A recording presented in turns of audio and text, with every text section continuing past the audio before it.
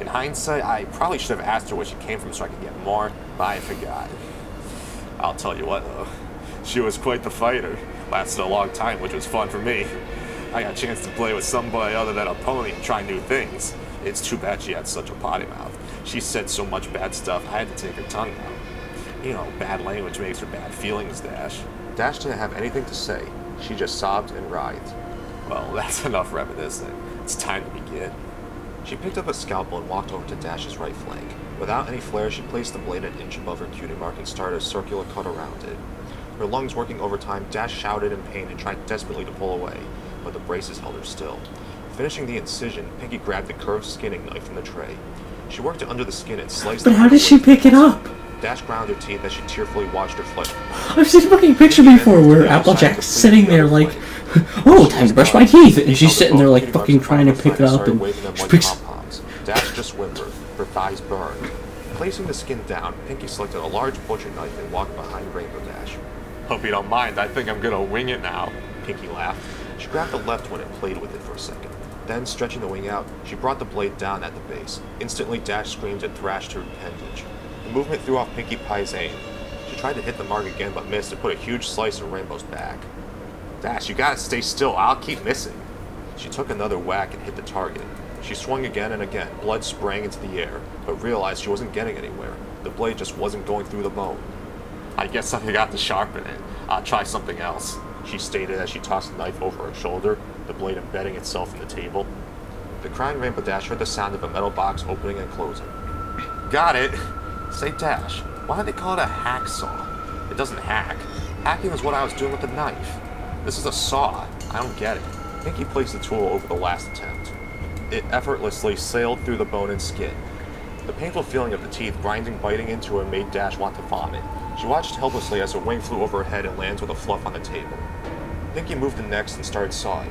Dash didn't struggle this time. She'd given up trying to fight and just cried. Then the sawing abruptly paused. Pinky was only halfway done, the wing hanging off only by a sliver. Hey Dash, she piped up. Think fast. Suddenly, she yanked the wing as hard as she sure could. The bone snapped but the skin held tight. She ripped a long strip of flesh down Dash's back to her rump. The unexpected trauma caused her body seize. She felt the warm release between her legs as her pelvis tensed up. Dash's loud, unending melody of pain filled the room. Unable to catch her breath, she blacked out. She awoke with a gasp. The stench of her urine filled her mucus-caked nostrils. She saw a very pouty Pinkie Pie removing the adrenaline needle from her chest. Stomping her hoofs, the frustrated Pinkie Pie lashed out. Did anybody teach you any manners? It's very rude to fall asleep when somebody invites you over to spend time with them. How would you like it if I came over to your house and went to sleep? Oh, I'm sorry, Dash, you're boring. I think I'll take a nap. You think I like always doing this by myself? I told you how excited I got when I found out you were next. I was excited to have a friend be here with me while I worked. But no, you've got to be inconsiderate. You know, I thought you were tough. I thought you could handle anything. I had foals stand up better than you. Do I have to baby you? Huh? Is that how you want me to remember you? As a baby? She stopped to catch her breath. Dash blinked and softly cried. Her back was on fire. Pinky then popped something red into her mouth and began to chew. She noticed Dash was staring at her. What? She asked. Oh, this? Holding up another piece. Well, while you were asleep, I got a little impatient and helped myself sample. I got it from your leg. You're not bad. Want to try some? Without waiting for a response, she shoved the strip of meat into the revolted Rainbow Dash's mouth. She immediately spit it out. Pinky picked it up. If you didn't want it, you could have said no. She then ate the discarded snotty morsel. It's not like you haven't had it before. Swallowing, she turned her attention to the small can on the tray. She removed the lid, revealing that it was filled with burning coals. Sitting on top of the fire were several large nails. Dash began to panic again. Pinky picked up the can and walked over to Dash's left. Carefully picking up a nail and grabbing a hammer, she positioned the spike at the seam between her leg and her hoof. Pinky, no! Dash screamed. No! No! The hammer came down and the nail punctured under her skin. The white-hot burning was too much. Dash pulled at Thrash at the brace. Her skin rubbed and tore.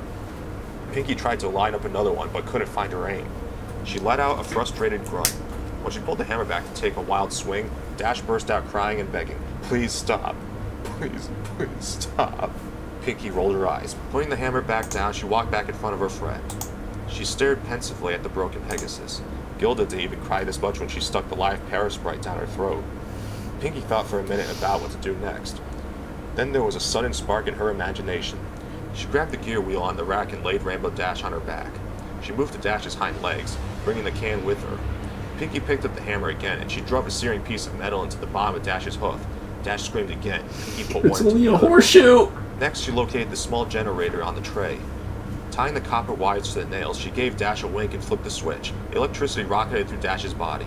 The blue pony reacted immediately. Body seized, muscles struck taut. Her hips thrust skyward and her eyes rolled back.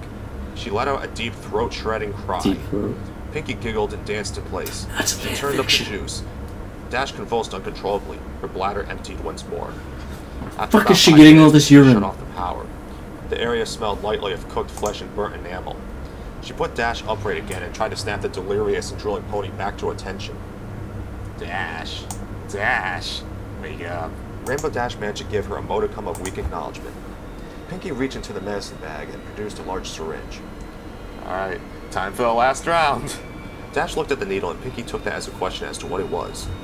Something to take the pain away, she informed as she walked around to Dash's ruined backside. She stuck the needle into the lower part of her spine. Dash flinched. Coming to the front again, she told her friend, "In a few minutes, you won't be able to feel anything below your ribcage. Then you'll be able to stay awake to watch the harvest." Dash started to cry again. "Pinky," she trembled out. "Yeah?" "I want to go home." Dash openly sobbed. "Yeah, I can see wanting to do that. Sometimes I just want to give up, say I'm done with this mess, and go to bed. But you know what? You can't shrug off your responsibilities. You gotta pull yourself up and meet the challenges head on. That's the only way you're gonna get ahead in life." Dash cried.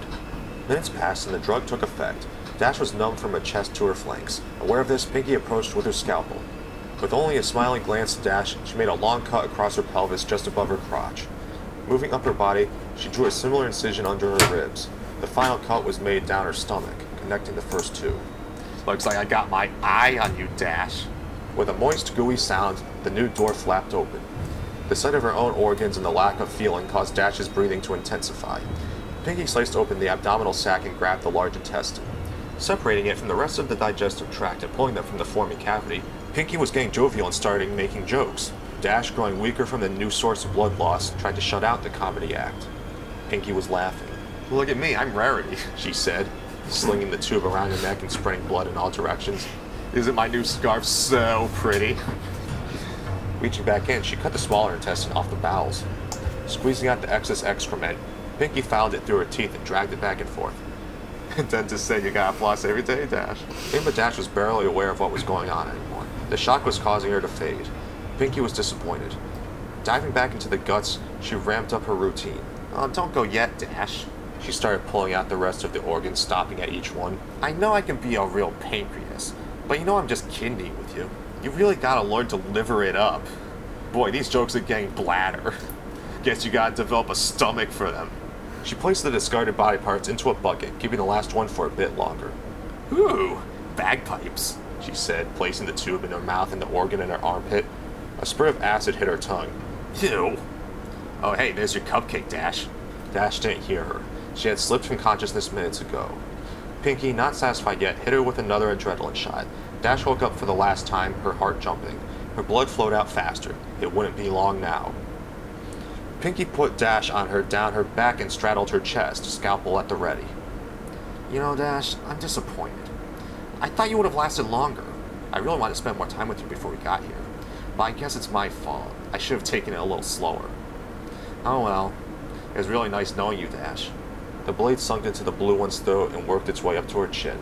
Coming back down, it circled around her neck. The last thing Dash felt was her skin being cut away from her skull, the metal scraping her teeth. Then she was gone. Pinkie Pie stared into the mirror.